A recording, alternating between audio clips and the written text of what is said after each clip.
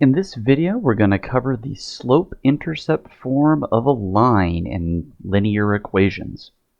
Our slope-intercept form is presented here as y equals mx plus b. In this equation, m represents the slope, which we covered in our 4.4 video, and b represents the y value of the y-intercept. Remember that the y-intercept, back from, I believe it was section 4.3, is always of the form 0, comma, some number. Well, if I have something in slope-intercept form, that number, including its sign, positive or negative, is going to go in right here as the y value of the y-intercept. And we can just automatically use that information based on the equation that's been given to us. Now we can use the slope-intercept form for all linear equations that are given to us except for vertical lines. The reason for this is that a vertical line is undefined in terms of its slope. So I won't have a slope listed in there at all.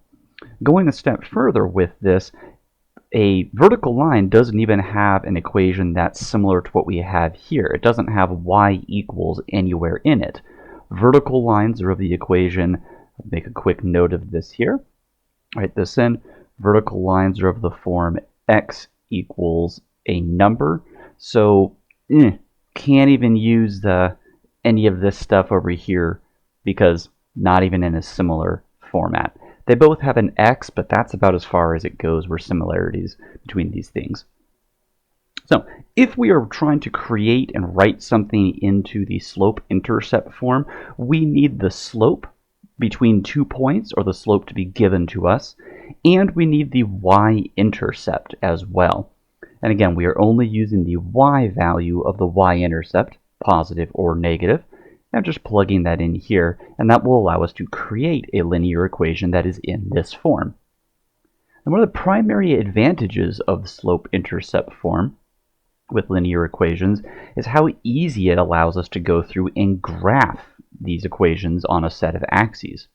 What we want to do at the very beginning is identify the slope and the y-intercept of the equation that we have been given. Sometimes we need to go around and rewrite the equation that's been given to us to put it into this slope-intercept form. This is not uncommon, and I would expect to see this fairly routinely as you are going through the homework and through problems in your class. If you're taking my class, you will definitely be seeing that and have to do some manipulations to make that happen. I would reference back to the 2.6 lecture notes on how to solve for a specific variable if you'd like some hints on how to make that happen. But once I have it in this form, I identify here's my slope, here is my y-intercept. Great, that's our starting point. I'm then going to plot the y-intercept on the set of axes that's been given to me, or the ones that I've created. So there we have our first point. We can then use, in our third step, the formula for the slope, the rise over the run, or the change in y over the change in x, to count the vertical rise and the horizontal run to get to the next point. This is really nice because it basically means we don't need to actually calculate future points. We will just count up and over, or down and over, whichever way we're going based on the fraction, the numbers, and the signs that are given to us. So that gets us our second point, and then we connect those 2 points together, and voila, we have our graph. Now, all of the previous methods that we have learned to graph linear equations are still fair game. You can still use them. This is just another option at our disposal that is now available to us. It should be noted that some slopes, as we're working through this, can and will be written in as decimals. I highly recommend that you convert all decimals into fractions, so that way you can properly work with the rise over run, or change in y over change in x, and allow you to find that next point more easily.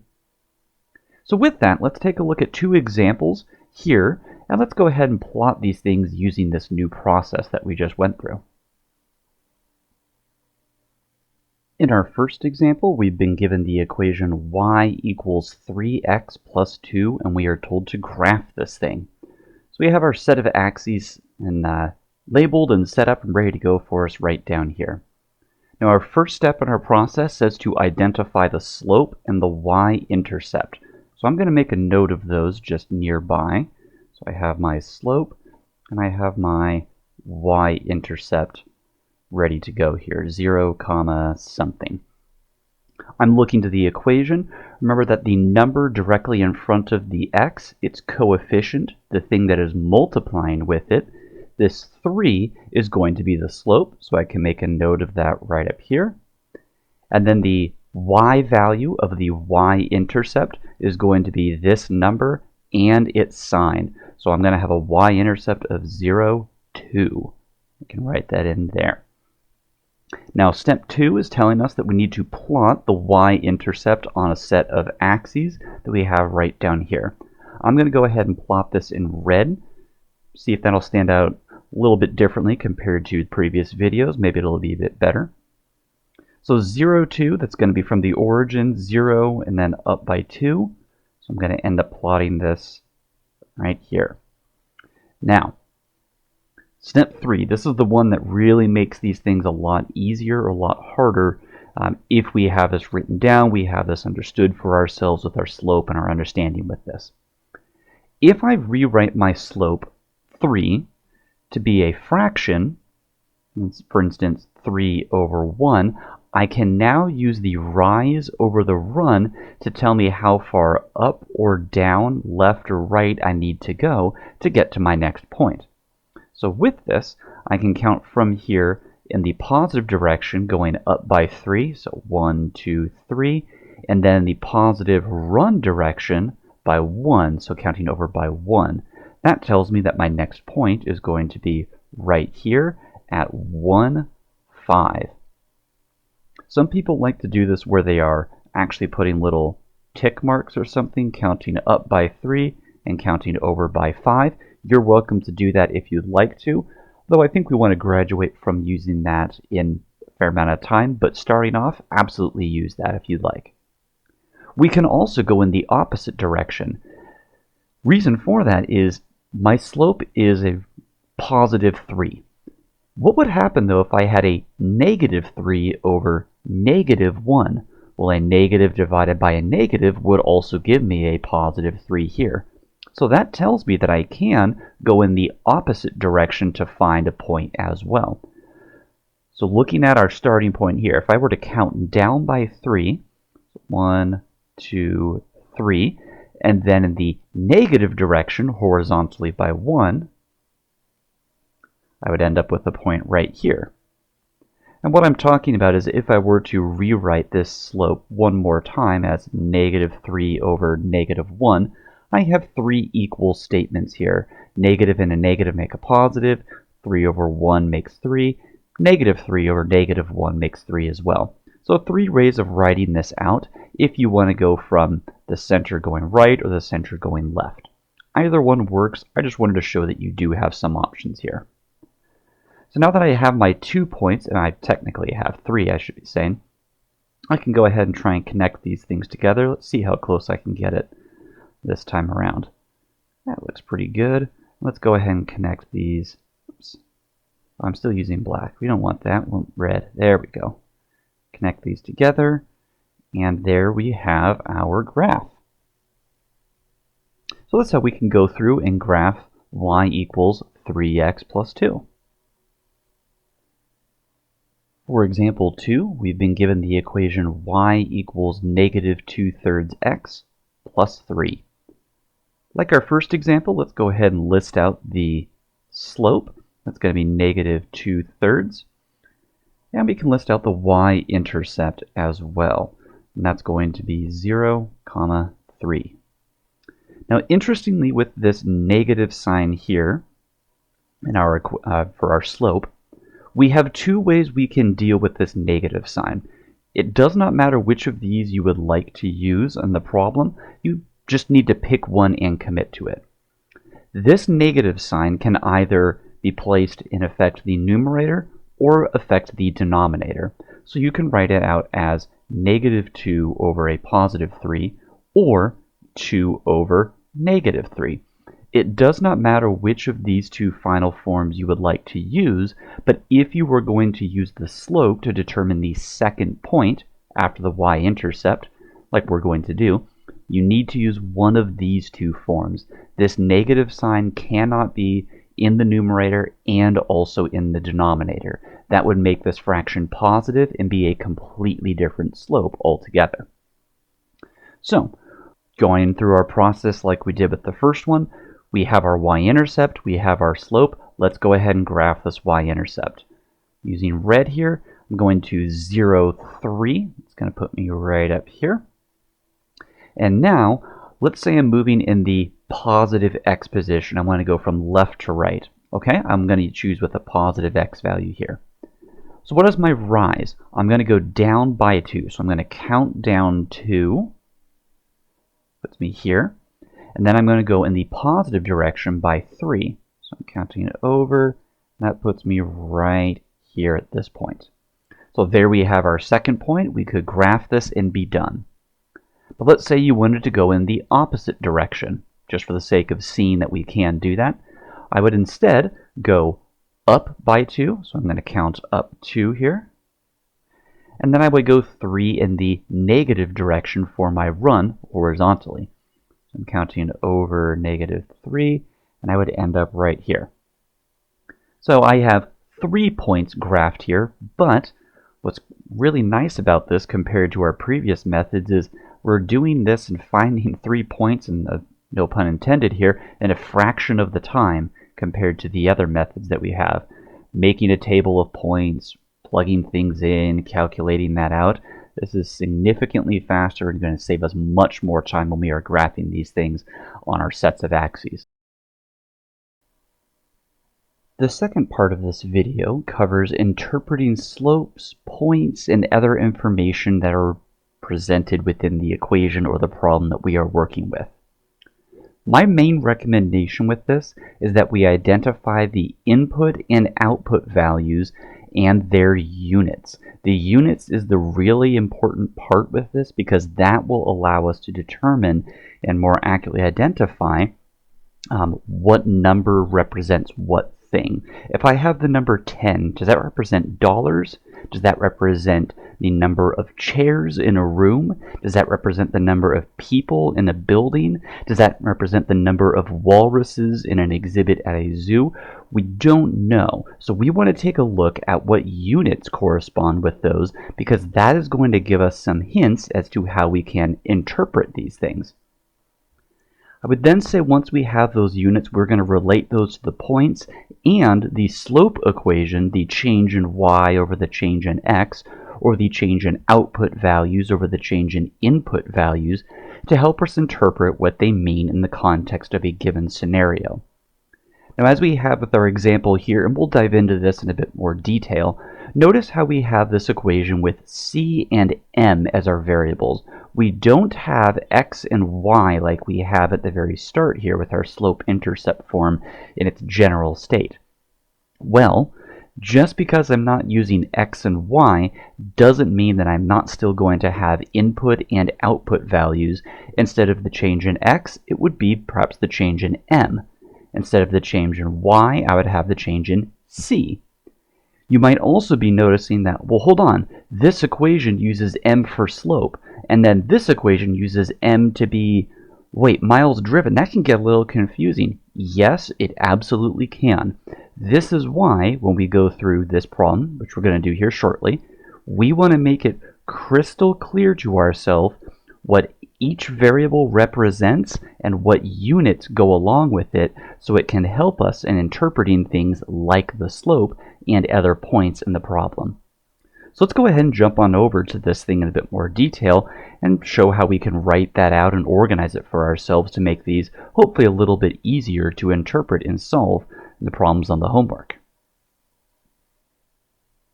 In our example for interpreting these types of equations, we are told Sam drives a delivery van. The equation C equals 0.5 m plus 60 models the relation between his weekly cost, C, in dollars, and the number of miles, m, that he drives. interpret the slope and c-intercept of the equation.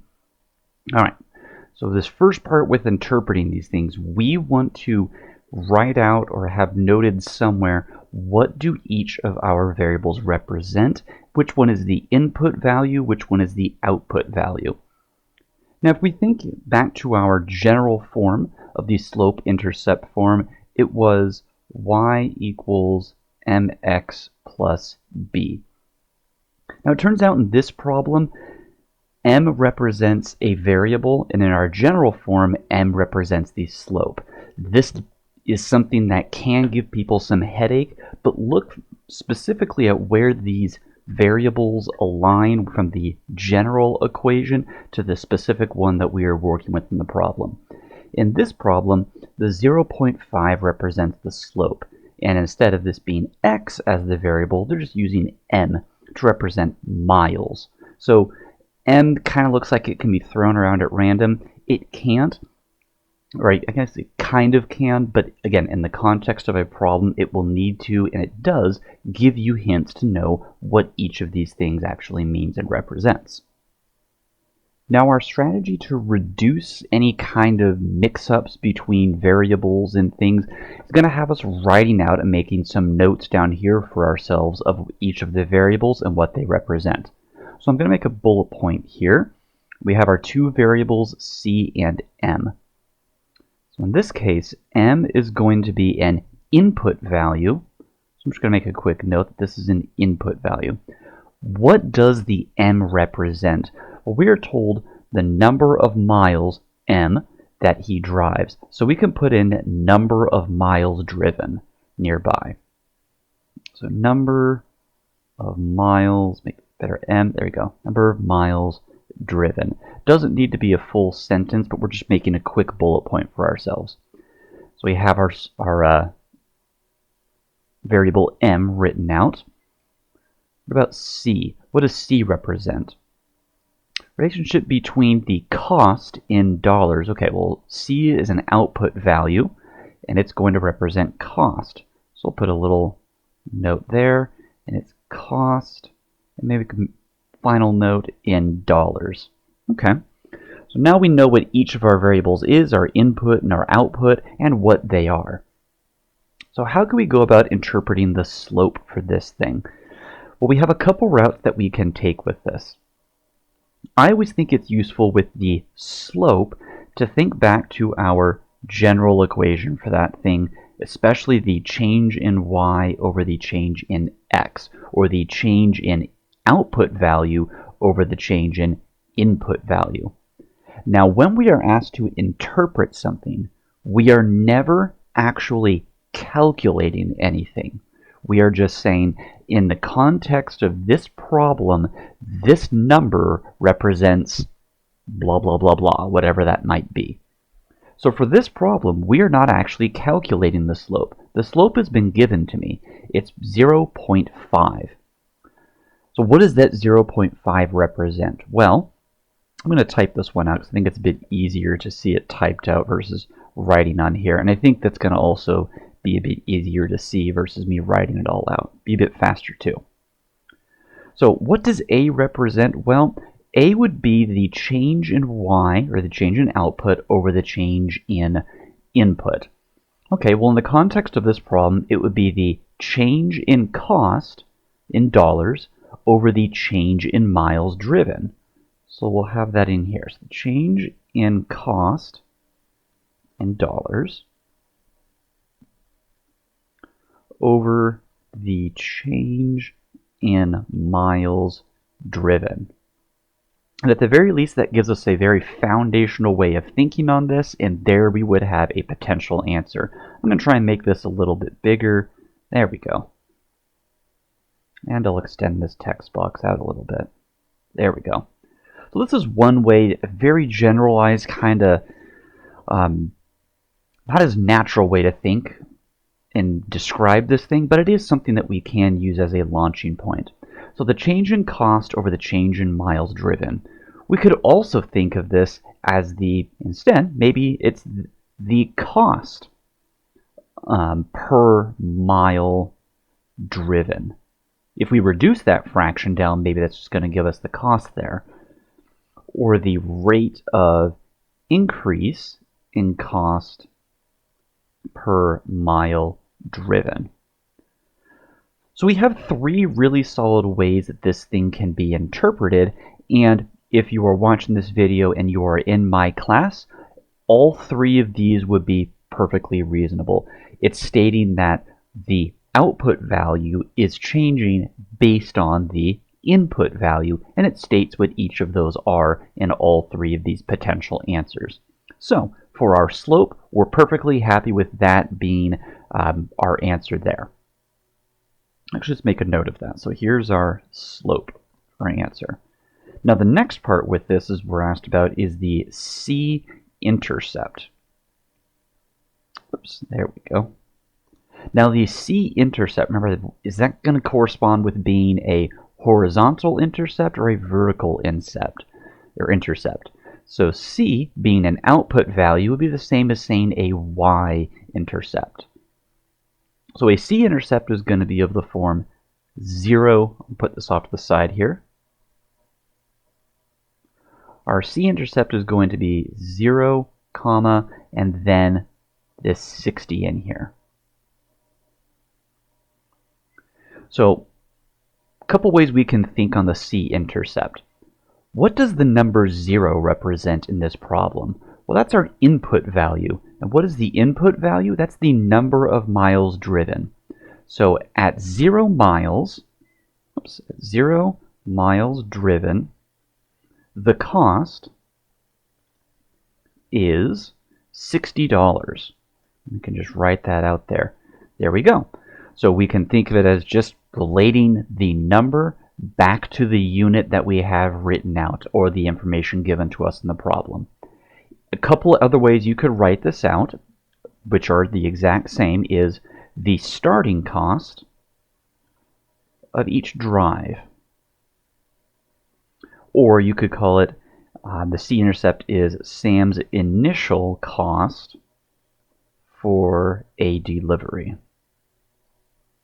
So regardless of what he's going to do, how far he's going to travel, the number of miles he travels, I am going to have an initial cost, or Sam's going to have an initial cost of $60. So again, three ways that we could write this out. If you're in my class, I'd be perfectly happy with any of those. Now for part B, we're told to find Sam's cost for a week when he drives 0 miles. So we kind of just found that. That is the c-intercept. So if he drives 0 miles, then he's going to have a total cost of $60. We can just write that in right here. Okay, no problem there. What about for part C? We're told find the cost for a week when he drives 250 miles. Okay, so 250 miles, is that going to get plugged in for C or in for M? What's going to get plugged in for M because it corresponds with a mileage that we have. So I'm going to write out my equation with that M value in here, and I'm just going to solve this thing for C.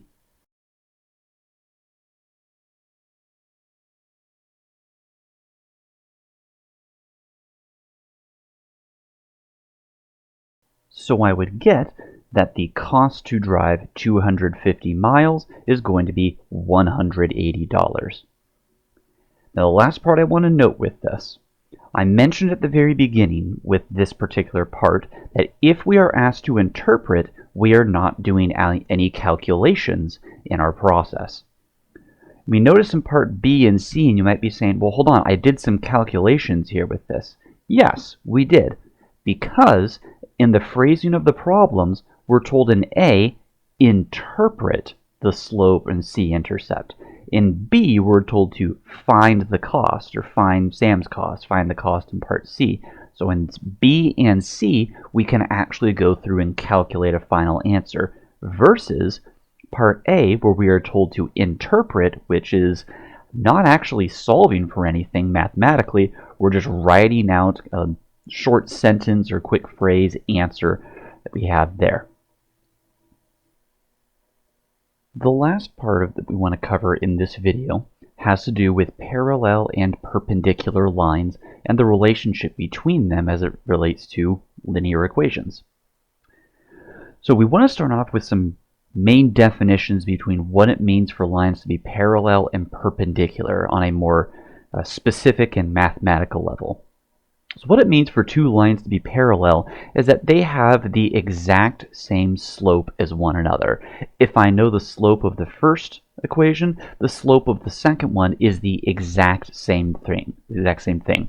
The first one is positive 5, the second one is positive 5. The first one has a slope of negative 2/3. The second one also has a slope of negative 2/3. I have the same slope for parallel lines. Now, perpendicular lines are where we get a little bit trickier with our definition, but there is still a pattern that emerges from it. So the slope of perpendicular lines are the negative reciprocals of each other, meaning I am going to have the opposite sign, and I'm going to flip the fraction of the original number. So we have our general way of writing this out right here, our definition of the negative reciprocal written out. I don't think this is entirely obvious as to how we can interpret this for problems and what does this look like practically. So we have some other examples down here that are listed. So for instance, if the slope of the first line is 2, the negative reciprocal would be first flipping the sign. I'm starting with a positive 2, I should be ending with a negative number. 2 as a fraction is 2 over 1. So if I flip 2 over 1, that becomes 1 over 2. So the reciprocal, the negative reciprocal of 2 is going to be negative 1/2. Negative 5 has a reciprocal of positive 1 over 5. 5 over 1 flips to 1 over 5. And then lastly, 3/4, the negative reciprocal of that is negative 4/3. Flip the sign and flip the fraction. Just some quick examples of what the negative reciprocal looks like practically. Should also be stated, this is kind of a fun fact that shows up later on in other sections, but it is worth at least noting now. Perpendicular lines not only intersect each other, but they form a right angle at the point where they intersect. That's where we have that little small square box show up with, when two lines and two things are perpendicular to one another and create right angles. Now, for the purposes of what we're going to be going through and what we can see with problems, is that if we know the slope of one of our equations that we are working with, we could, in theory, determine the slope for the other line if we know the other one is parallel or perpendicular using these properties that are listed here. We can also answer questions like we're going to see in these 4 examples here of, are these two lines perpendicular to one another, or are they parallel to one another, or are they something else? So when we go through these, we want to come back and reference these 2 properties as much as we need to when we're going through examples and comparing them. That's kind of the giveaway that lets us know how we can calculate the second line slope or compare a second line slope to a given one if a situation like that arises.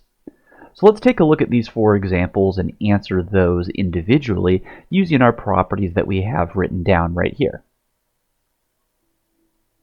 In our first example, we are asked, is the line y equals 2x plus 9 parallel to the line 8x minus 4y equals 24? So we currently do not have the second equation in a form where we can actually interpret and really easily see what the slope is. We have this 8x that's written out here, but the rest of this is not in slope-intercept form, so it isn't obvious what the entire slope of this thing is, specifically because I also have this negative 4 multiplying with y, and that does affect everything else in this problem. So I need to go through and I need to rewrite this equation into slope-intercept form before I can actually start comparing these 2 slopes to see if they are parallel or maybe perpendicular or something like that in this problem. So I'm going to go through and I am going to solve this equation for y. If I get y all by itself on one side, everything will be on the other side, and then everything should end up being in the slope-intercept form, y equals mx plus b, and then I can compare what these two slopes are and determine if they are parallel or not. The process I'm going to use to rewrite this thing is the same stuff that we used in section 2.6, if you need to go back and reference that video at all for how we're going through this.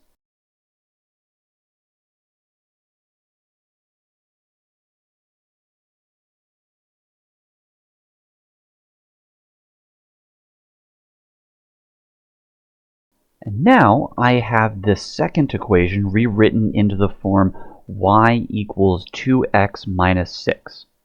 Comparing that with the slope of my original equation, y equals 2x plus 9, both of them have slopes of 2. Referring to our notes, what's the definition of two lines being parallel? They have the exact same slope as one another. So is this line parallel with the other one? We can put just a simple, yes there, and we have our final answer. For our second example, we're being asked, is the line 3y plus 2x equals 9 perpendicular to the line 2x minus 3y equals 18? Now, neither of these things are written in our slope-intercept form, so it isn't at all obvious what the slope is for the first line or what the slope is for the second line. So what we're going to do is rewrite each of these things down below here. We'll put a little bit of a separator in this.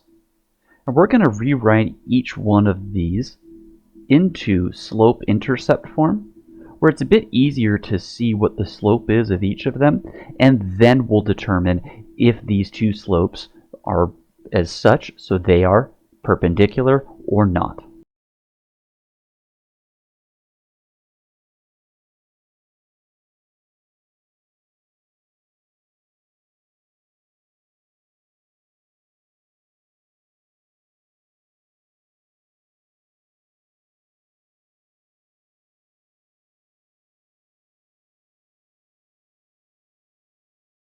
Now from here, I can look at these two things and I can more easily see what the slope is for each of them. So with our first one, we have a slope, do this in green here, we have a slope of negative 2/3, because that's the only thing I'm looking at if I'm trying to determine if they are parallel or perpendicular. For the other one, I have a slope of 2/3. Now reviewing our definition of perpendicular lines, what do they need to have and what properties do they need to have to be perpendicular? They need to be the negative reciprocal of one another. So one is positive, one is negative. Great, that condition is met, but these things are not reciprocals of one another. They are both still 2/3. One of them would need to be flipped to 3/2 to be perpendicular to one another. So what would our final answer be for this? Are they perpendicular? We put a big old no in there, and that would be our final answer for this particular problem. Looking at our third example, we are asked, is the line 4x plus 6y equal to negative 10 parallel to the line negative 12x minus 18y equals 30? So once again, we have a scenario where neither of these things are written in slope-intercept form. It is in no way clear what the slope of each of these lines is, so we can't actually say yes or no to this question. And what we're going to need to do because of that is, like we did with our previous example, we need to rewrite both of these things into slope-intercept form, and then we can compare the two slopes and see if these are indeed parallel to one another.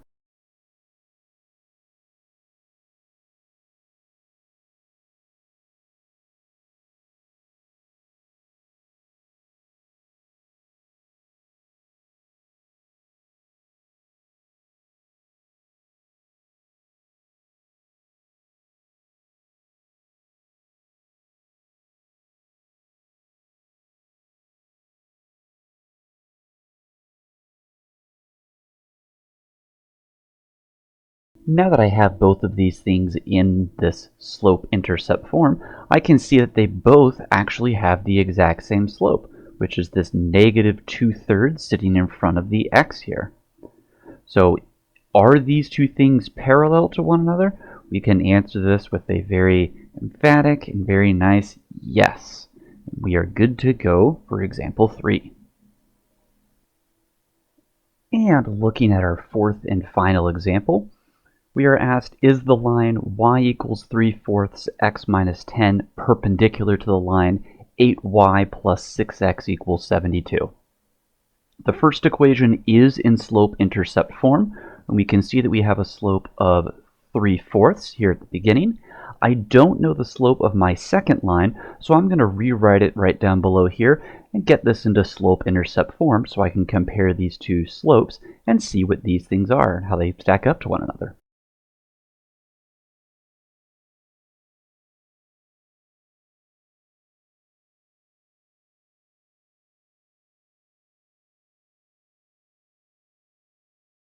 And now, as I'm looking at this one that I just rewrote, I'm noticing that the slope is a negative 3/4, so I can write that in there. Just put a little highlight on it. And now, looking at these two slopes, are they perpendicular, meaning are they negative reciprocals of one another? Well, they sure have opposite signs, but the fractions themselves are not reciprocals. One is not the flipped version of the other. So, are these two perpendicular to one another? We can write in no for our final answer here.